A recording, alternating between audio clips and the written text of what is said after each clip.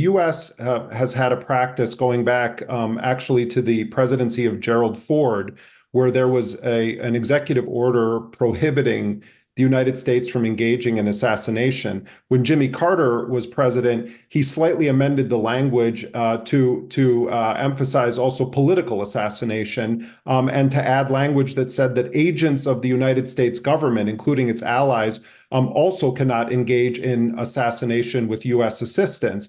Here we have President Biden. Fast forward to the present moment.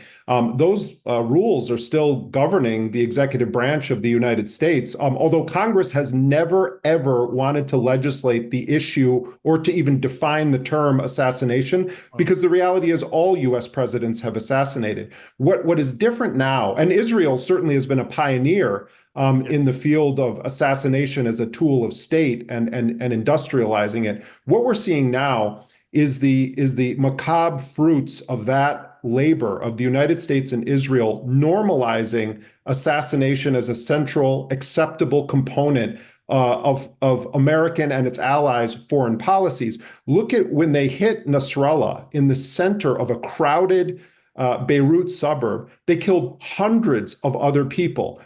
Biden didn't mention anything about the civilians killed. Harris didn't mention anything about the civilians killed. They said that this provided some measure of justice for the victims of Hezbollah or Nasrallah. And so what we've seen now is a public that has been conditioned to believe that this is just normal. The fact is that when war criminals commit war crimes, the greatest deterrent from future crimes is holding them accountable and showing that there's a moral high ground. Israel and the United States, by endorsing, conducting, carrying out these assassinations, is saying to all other nations of the world, the rules of the game have changed, and this is acceptable now. Jeremy Scahill just put the word out there, rule of law. Okay, there's a law on the books. We know what there are. These are all war crimes. But no, rule of law is only for those who don't have any power. If you have power, you can ignore rule of law. You can ignore treaties. You can ignore anything you want as long as it has to do with making money for corporations. They don't care. There is no sovereignty anymore. There's no sovereign nations. They get invaded and blown up so the West could come out and steal their resources. Netanyahu's doing this perfectly well. Yeah, sovereignty?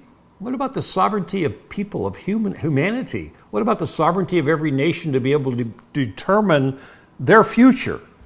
Not have somebody come over and bomb them or call them terrorists, when if you were really, truly to look in the mirror, meaning don't watch television, look in the mirror and go, is this really justified killing all these people? Why are we in Israel? Why are we spending our money all the way over there and we're doing nothing at home here? Why are we spending hundreds of trillions on wars since Vietnam and spending nothing here? Because we, the American public, we're just the little minions. And we have elections, every 2 years, and those are kind of minded. But for every 4 years, we get to pick a leader. And we have two leaders that are homicidal, genocidal, maniacal, denying that war crimes are occurring, running for president. Wow, what a good choice. I want devil number one. I want devil number two. I don't want any of them.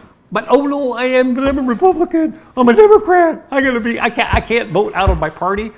That's how they have you locked into this mental mind warp that your government does something for you. And the bottom line is this, we don't trust politicians. So why are we allowing them to spend billions, literally hundreds of billions on this war now?